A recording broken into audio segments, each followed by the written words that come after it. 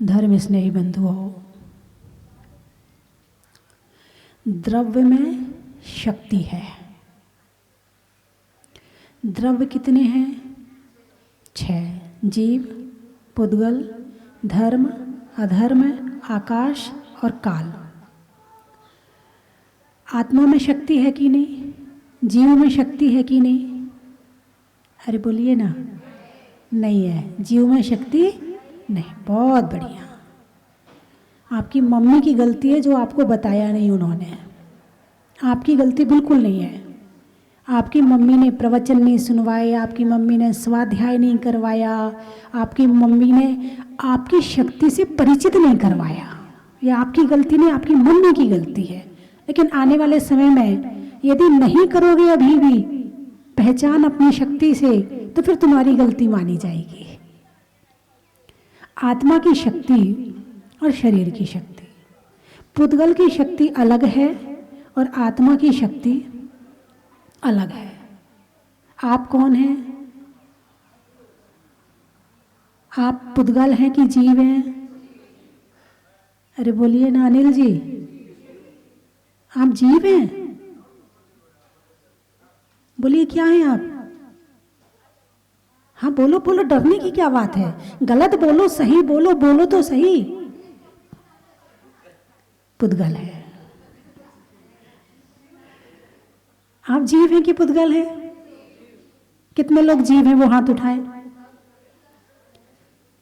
यहां पुद्गल वाले 2 बचे हैं। अनिल जी आप अकेले नहीं हो, आपके साथ एक और है अहमदाबाद के।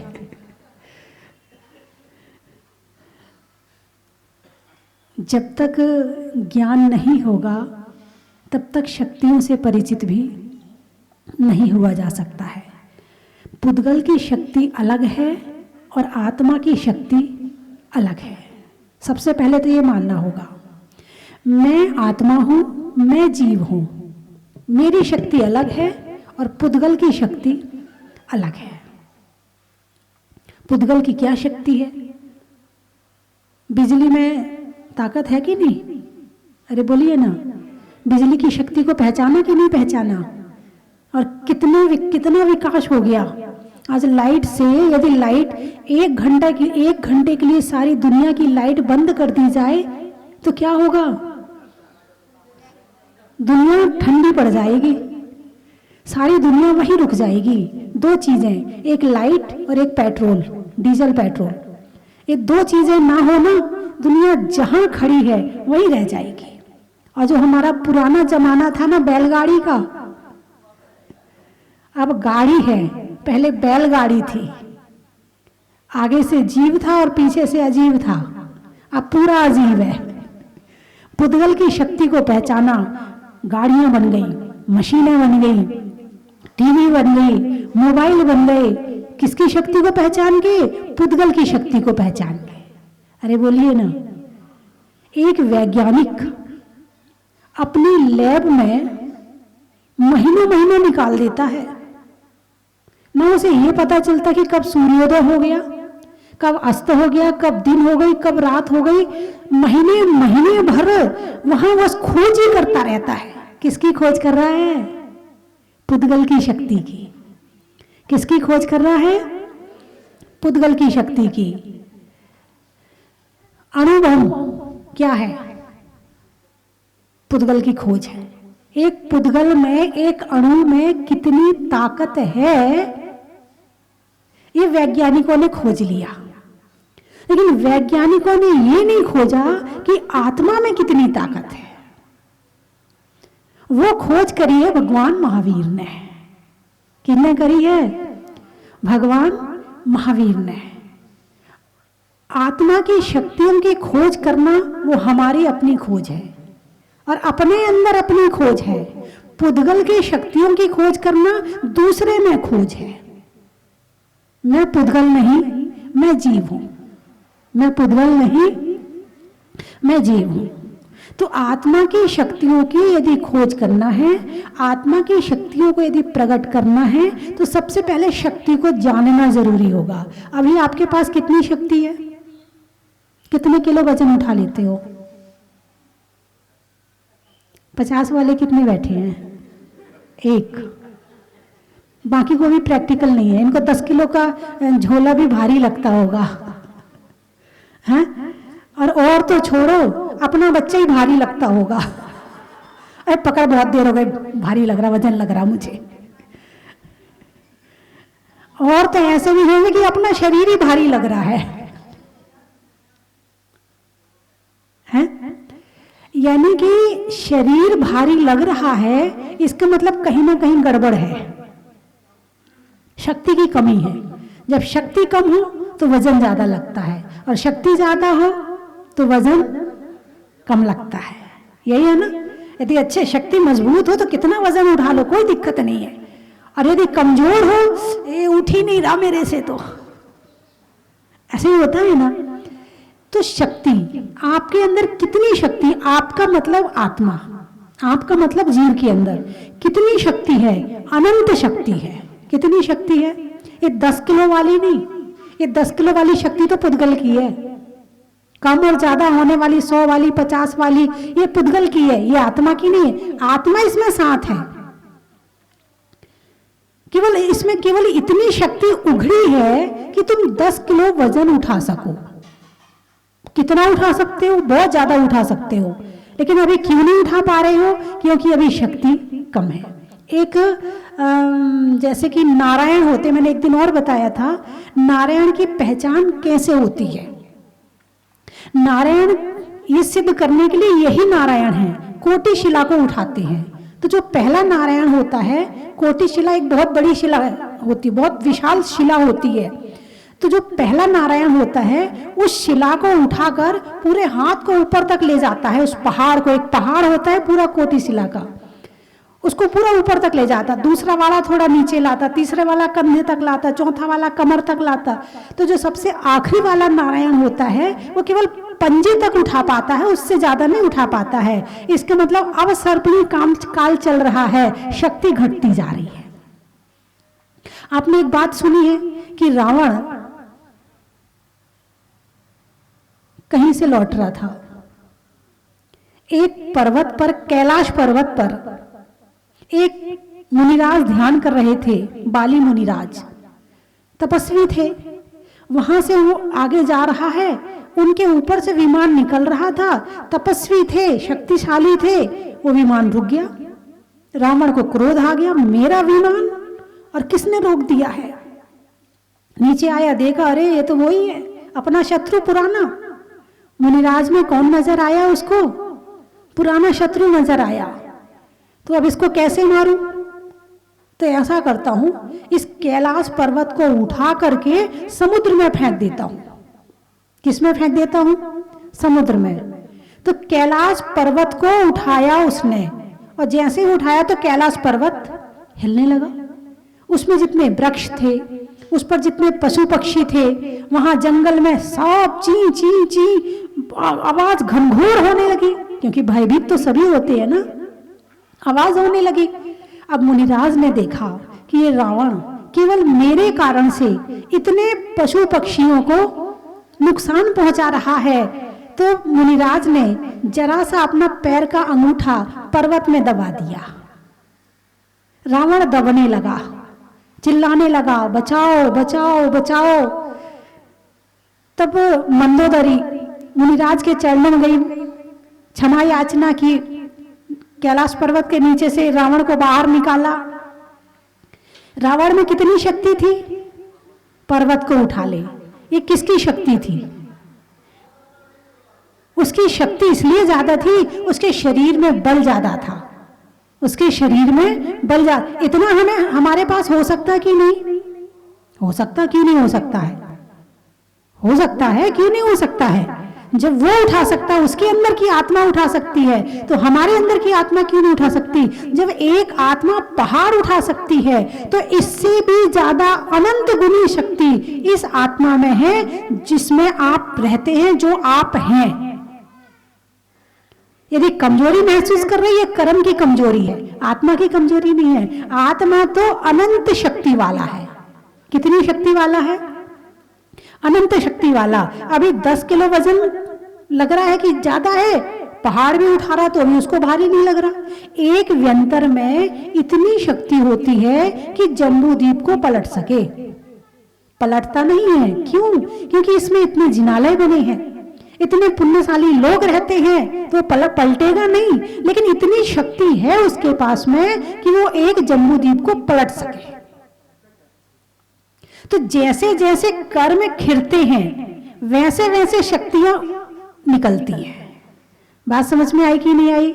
जैसे जैसे कर्म झरते हैं वैसे वैसे शक्तियां उघड़ती चली जाती हैं, और जैसे जैसे कर्म ज्यादा होते हैं वैसे वैसे शक्तियां दबती चली जाती हैं। तो शक्ति के नाम से आप केवल जो आपके शरीर में ताकत है आप केवल इसको ही पहचानते हो, केवल आपने शक्ति नाम इसी को ही दिया है। लेकिन क्या इसके अलावा और कोई शक्ति नहीं? ज्ञान शक्ति है कि नहीं हमारे पास में? अरे बोलिए ना। ज्ञान शक्ति है, दर्शन शक्ति है, सुख शक्ति है। सुख भी एक शक्ति है, सुख भी एक शक्तियां हैं। और समय सार में 47 शक्तियों का वर्णन आया है। पढ़ लेना कभी, यदि आपको वहां पढ़ने ना मिले तो YouTube पे सर्च कर लेना, 47 शक्तियां निकल के आ जाएंगी। एक नहीं 47 शक्तियां, ऐसी गजब गजब की शक्तियां हैं आत्मा में कि संसार की जरूरत ही ना पड़े, किसी की जरूरत ही ना पड़े। यदि आपने 47 शक्तियों को अच्छे से सुन लिया तो ऐसा लगेगा अच्छा मैं खुद ही इतना धनवान हूं, इतना शक्ति संपन्न हूं, मेरे अंदर इतनी शक्तियां हैं, सारी कहां हैं? तो पता चलेगा अभी कर्मों से दबी है। किससे दबी है? अभी कर्मों से दबी है। तो ये शक्तियों को प्रकट कैसे किया जाए? शक्तियों को प्रकट कैसे किया जाए? आप कोई भी पढ़ाई करते हैं तो उसका सिलेबस होता है, पूरा कोर्स होता है, होता कि नहीं होता? किसी का 3 साल का होता है, किसी का 5 साल का होता है। 1 साल में 5 किताबें पढ़ाई जाती हैं, 5 साल में 25 किताबें पढ़ाई जाती हैं। उसमें कई भेद प्रभेद होते हैं। भाई कोर्स तो मतलब शरीर तो एक ही है, शरीर तो एक ही है, लेकिन शरीर को समझने के लिए अलग अलग अंग को समझना जरूरी है। अब कोई आंख का डॉक्टर होता है, कोई कान नाक गले का डॉक्टर होता है, कोई पेट का डॉक्टर होता है, कोई स्किन का डॉक्टर होता है, कोई केवल बालों का डॉक्टर होता है। ऐसे ही है ना, कोई केवल हड्डियों का डॉक्टर होता है। शरीर तो एक ही है, लेकिन सबके डॉक्टर स्पेशलिस्ट। शुरू की पढ़ाई तो संपूर्ण शरीर की कराई जाती है और बाद में एक चीज के स्पेशलिस्ट हो जाते हैं। तो इसी तरह से अपनी शक्तियों को जागृत करने के लिए क्या करें? बोले तपस्या करो। कल चर्चा हुई थी 16 कारण भावनाओं में शक्ति तस त्याग की। आज चर्चा करेंगे शक्ति तस तप की। शक्तियां जागृत होंगी। कैसे जागृत होंगी? तपस्या से होंगी। कैसे जागृत होंगी? तपस्या से होंगी। तो तपस्या को कैसे समझें? इसका कोर्स क्या है, पूरा सिलेबस क्या है? बोले 12 भेद वाला है। पहले इसके 2 भेद किए, अंदर को भी तपाना है। अंदर तपाओगे तो आत्मा तपेगी, बाहर तपाओगे तो शरीर तपेगा। बाहर का तप करोगे तो अंदर जाने की भावना बनेगी, जब अंदर की भावना बनेगी तो बाहर के तप की भावना आएगी। दोनों एक दूसरे के पूरक हैं। तो बोले वो कितने प्रकार के? बोले वो 12 प्रकार के हैं। अनशन, उनोदर, व्रत परिसंख्यान, रस परित्याग, विविक्त संयासन, काय क्लेश। चलो अच्छा लगा, आप लोगों को नाम तो याद है कम से कम है। और अंतरंग तप, प्रायश्चित, विनय, वैयावृत्ति, स्वाध्याय, वित्सर्ग और ध्यान, ये 12 तप है। यानी तपस्या करने में कितनी चीजों के लिए उपवास किया? तपस्या। उन्होंने भूख से कम खाया, तपस्या। एक एक रस छोड़ के खाया, तपस्या। आसन लगा करके आपने नियम लिया कि इतनी देर इसी आसन में बैठूंगा, तपस्या है। कहीं कष्ट हो रहा है शरीर को लेकिन आपका मन शांत है, तपस्या।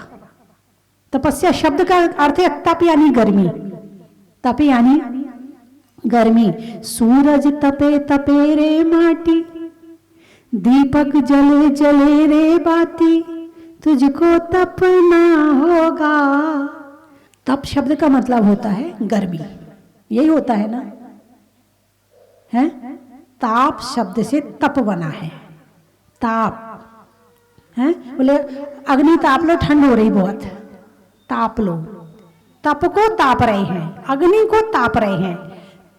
तापना ताप है, और जो अग्नि उसमें से ताप निकलता है वो आप ले रहे हैं, उसको कहते हैं ताप। और ताप शब्द से तप बना है। यदि सोने में से खोट निकालनी हो तो कैसे निकालते हैं? तपा के। अरे वाह, आप बहुत ज्ञानी हैं। आपको कौन सा सोना अच्छा लगता है, खोट वाला या बिना खोट वाला? कितने लोग कहेंगे खोट वाला? कोई भी नहीं कहेगा। है कीमत किसकी ज्यादा है, खोट वाले की या बिना खोट वाले की? क्या बात है, मतलब तपने के बाद में कीमत बढ़ जाती है, यही मतलब हुआ ना। तपने के बाद में कीमत बढ़ जाती है।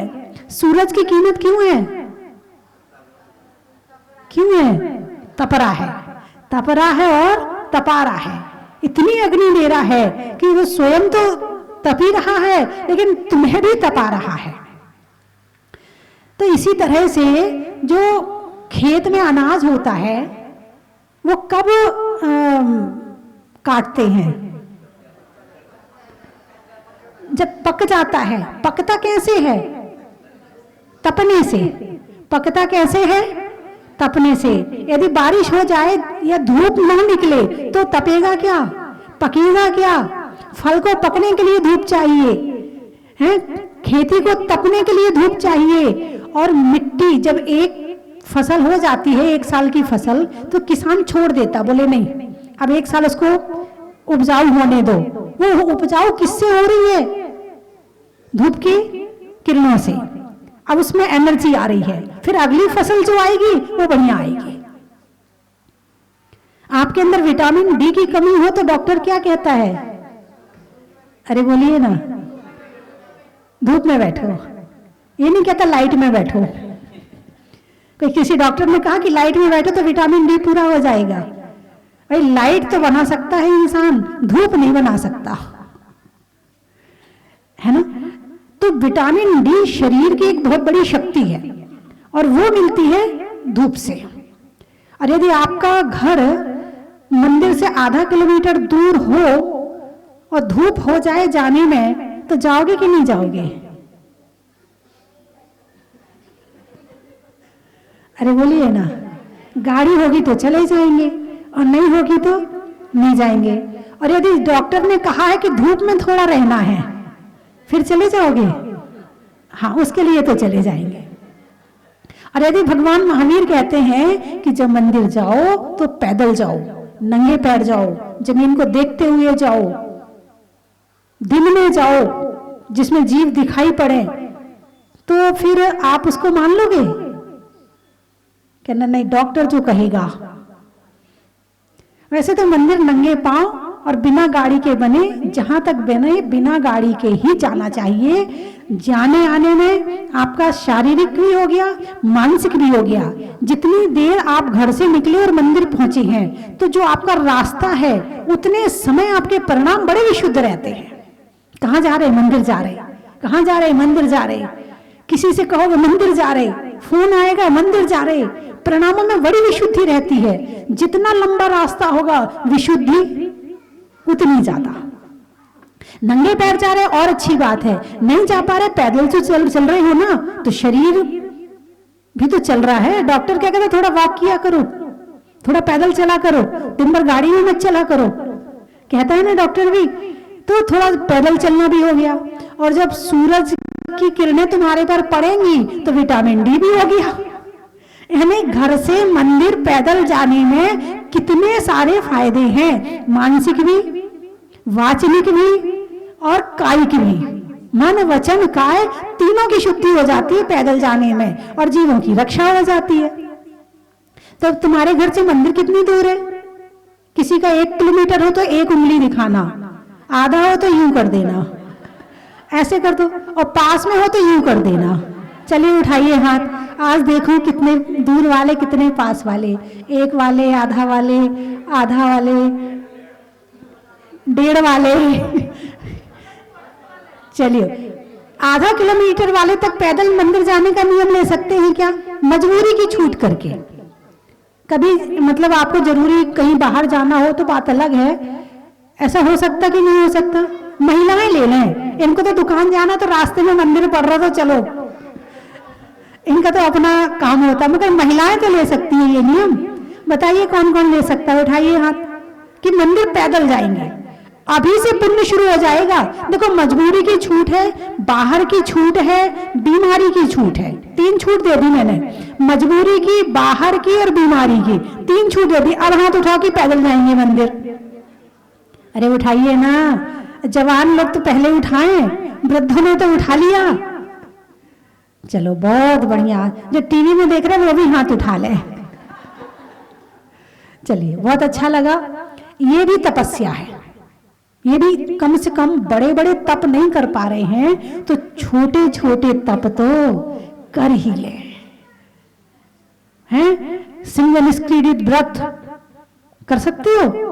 नहीं नहीं नहीं, वो तो बस साधु संती बहुत है। चलो 1234 कर लो। अरे नहीं, हमारी जेठानी कर रही ना, नहीं हम तो नहीं कर पाएंगे। अरे नहीं, हमारी देवरानी कर रही ना, नहीं हम तो नहीं कर पाएंगे। चलो अष्टमी चतुर्दशी का उपवास कर लो। नहीं नहीं, वो हमसे भूखा नहीं रहा जाता, डॉक्टर ने मना किया है। डॉक्टर बीच में आ गया, अब हमारी गलती नहीं है, वो तो डॉक्टर ने मना किया है। तो बंधुओं, तपे बिना सोना शुद्ध नहीं होता और तपे बिना आत्मा शुद्ध नहीं होती।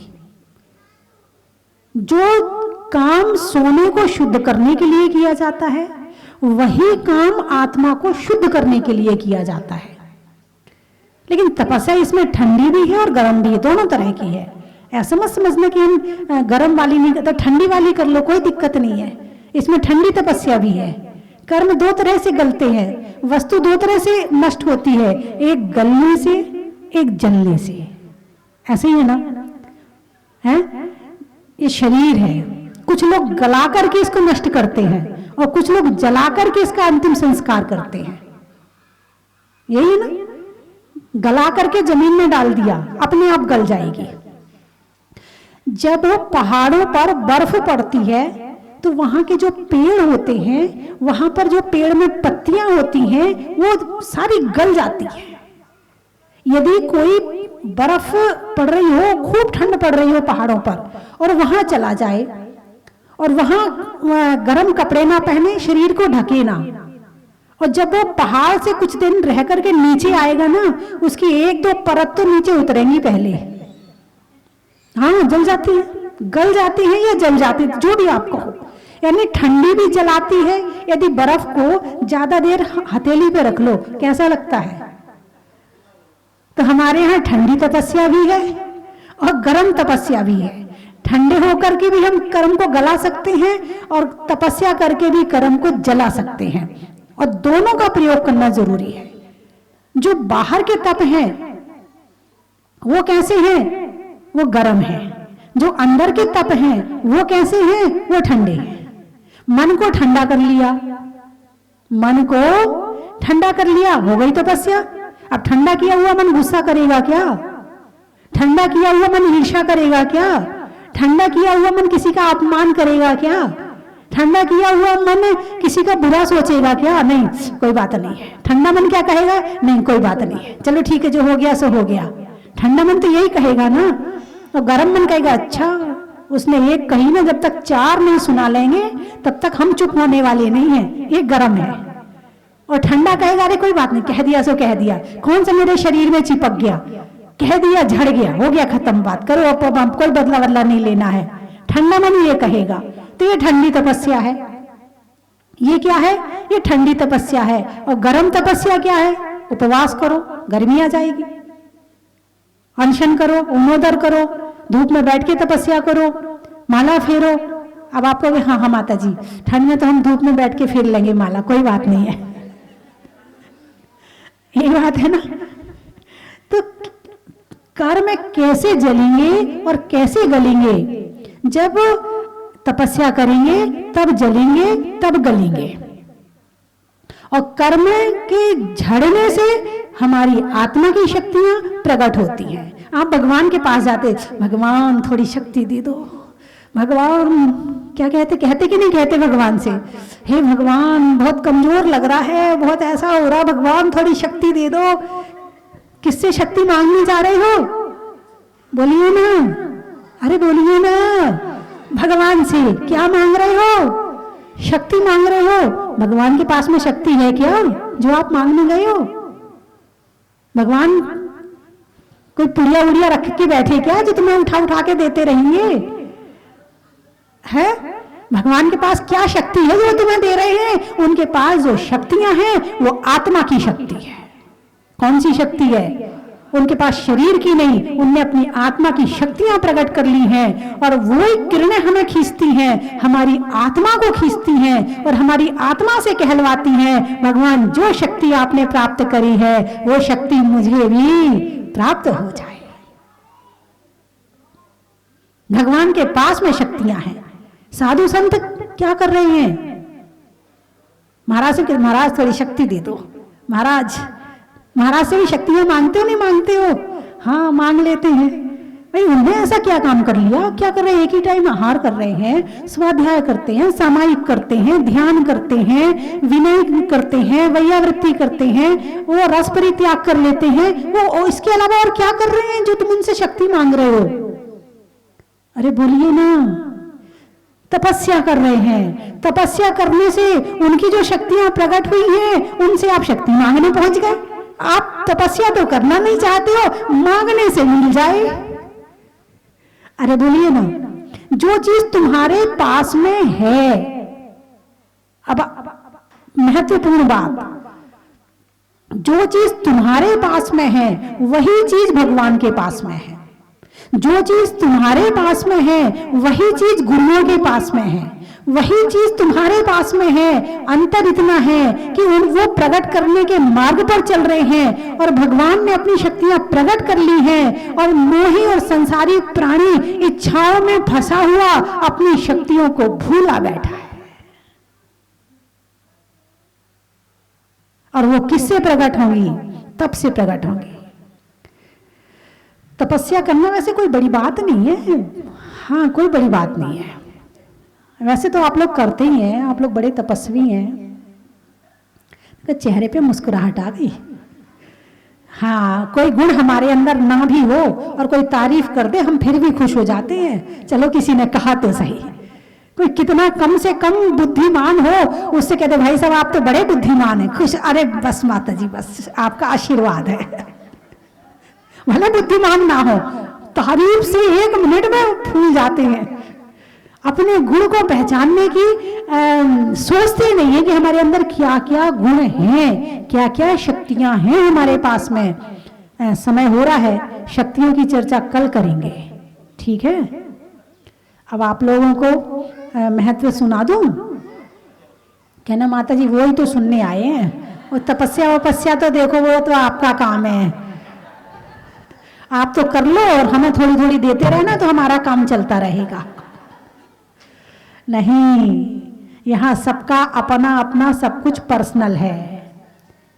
कोई किसी से ना ले सकता है और ना किसी को दे सकता। हाँ दुआ के रूप में, भावनाओं के रूप में प्रेषित कर सकते हैं और उसमें से आप जितना ग्रहण कर सकते हो वो तुम्हारी क्षमता है। किरणें निकल रही है, तुम कितनी कैच कर सकते हो ये तुम्हारे ऊपर है। बाकी तो सब पर्सनल है, सब अपनी अपनी सांस ले रहे हैं। जब अर्घ चढ़ाते हैं ना तो लोग हाथ लगा देते हैं। अरे बोलिए ना, ऐसे करते ना। एक बार तो एक जगह के लोग कई बार आए मेरे पास में और एक श्रीफल लेके आते थे चतुर्मास के लिए और पूरा गांव उसमें हाथ लगा देता था। अच्छा ये बताओ, मैंने कि अच्छा एक काम करते हैं, आज आप लोगों के लिए एक थाली रख देंगे यहाँ भोजन के लिए और सब लोग हाथ लगा लेना। बोलिए काम हो जाएगा? नहीं होगा? है हो जाएगा क्या? नहीं, हमारे घर में तो भाई बहन जी बहुत तपस्या करती है, हमें तो उन्हीं का मिल जाता है। हमारे तो हमारी पत्नी कर लेती है हमारे बदले का। मिल जाएगा आपको? नहीं मिलेगा। सबकी सांस अलग अलग चल रही है, सबका भोजन अलग अलग होता है, सबके विचार अलग अलग होते हैं, तो सबको तपस्या भी अलग अलग करनी पड़ेगी। ठीक है? नहीं होने में समस्या का, तिथियों में अमावस्या का और करने में तपस्या का, छोड़ने में आसक्ति का, करने में अभिव्यक्ति का और हमारी आत्मा की शक्ति का, तीर्थों में गिरनार का, तीर्थों में गिरनार का, सप्ताह में वार का और 47 शक्तियों को बताने में समय सार का। एक बार आप चाहो तो YouTube पर खोल के एक 47 शक्तियों का जिसका भी प्रवचन, जरूरी नहीं कि मैं ही बोलूं वही आप सुने, जिसका भी मिल जाए आप सुनना जरूर। कौन कौन सुन लेगा वो हाथ उठाए। 47 शक्ति के प्रवचन YouTube में होंगे। अब तो हमारी अम्मा भी खूब चलाती है YouTube, अब चिंता वाली बात नहीं, अब तो सब जानने लगे YouTube क्या होता है। उठाइए हाथ, कौन कौन सुनेगा, अच्छे से उठाइए। अपनी शक्ति कौन कौन जानने का प्रयास करेगा। उसमें केवल 47 शक्ति डाल देना, हो जाएगा काम। उठा, बच्चों को तो पहले जानना है ताकि आने वाली पीढ़ी को आप भी संस्कारित कर सको। बहुत बढ़िया। जितने लोग टीवी में देख रहे हैं वो भी सर्च करके देख लें। तो बंधुओं, हिंदी में मात्रा का स्कूल में छात्रा का आज आपकी जहाजपुर की बड़ा ही महत्व है। कहां कहां से आए हैं? भवानी मंडी, इंदौर। आम की बौर का, खाने में कौर का, आने वालों में इंदौर का। बड़ा ही महत्व है। दिखाने में झंडी का, झंडी में डंडी का और आने वालों में भवानी मंडी का। रामगंज मंडी और भवानी मंडी का। बड़ा ही महत्व है। रेवाड़ी, बाग में बाड़ी का, राजस्थान में लाड़ी का और आने वालों में रेवाड़ी का। बड़ा ही महत्व है। गुरुओं के आशीर्वाद का, नहीं होने में विवाद का और आने वालों में अहमदाबाद का। बड़ा ही महत्व है। गाने में सुर का, नृत्य में नूपुर का, आने वालों में कानपुर का। बड़ा ही महत्व है। त्रियंचों में बिल्ली का, डंडा में गिल्ली का और आने वालों में दिल्ली का। बड़ा ही महत्व है। फूल में कली का, तपस्या में बाहुबली का, आने वालों में देवली का। बड़ा ही महत्व है। उज्जैन, जयपुर, रिश्तों में ससुर का, देवों में असुर का और आने वालों में जयपुर का। बड़ा ही महत्व है। हाट पिपलिया, राम की सिया का, दिवाली में दिया का और आने वालों में हाट पिपलिया का। बड़ा ही महत्व है। मुंबई, महीनों में मई का, रजाई में रुई का और आने वाला में मुंबई का। बड़ा ही महत्व है। वृक्षों में बड़ का, बड़ की जड़ का और आने वालों में सुजालगढ़ का। चाकसू, अच्छा, बहू के लिए सासू का और खुशी के आंसू का और आने वालों में चाकसू का। बड़ा ही महत्व है। सिरवंज, पक्षियों में चोंच का, नेताओं में पहुंच का और आने वालों में सिरोज का। बड़ा ही महत्व है। खातेगांव, खाचरियावास, राजा में दास का, जंगल में बांस का और आने वालों में खाचरियावास का। बड़ा ही महत्व है। जहाजपुर, सुजालपुर, गाने में सुर का, नृत्य में नूपुर का और आने वालों में सुजालपुर का। बड़ा ही महत्व है। वृक्षों में बड़ का, नहीं करने में गड़बड़ का और आने वालों में किशनगढ़ का। बड़ा ही महत्व है। भीलवाड़ा वाले बैठे हैं। महिलाओं में कड़ा का, गर्मी में घड़ा का और आने वालों में भीलवाड़ा का। बड़ा ही महत्व है। धामनिया, अच्छा, नाम में रिया का, राम की सिया का और आने वाला धामनिया का। बड़ा ही महत्व है। इंदौर से, अच्छा, नेता में दौर का, नहीं होने में बोर का और आने वालों में इंदौर का। अच्छा अच्छा, नागपुर वाले आ गए। गाने में सुर का, नृत्य में नूपुर का और आने वालों में नागपुर का। कुचामन, अच्छा, फूल में चमन का, प्रभु के चरणों में नमन का और आने वालों में कुचामन का। भिवंडी, भिवंडी मुंबई, अच्छा, दिखाने में झंडी का और झंडी में डंडी का और आने वालों में मुंबई भिवंडी का। बड़ा ही महत्व है। अहमदाबाद का हो गया, फिर से क्यों ना, अब टीवी में सुनना। कोटा, फूल में आटा का, रसोई में फूल में कांटा का, रसोई में आटा का और आने वालों में कोटा का। हो गए सारे। बीज में बोने का, कमरे में कोने का और आपके खुश होने का।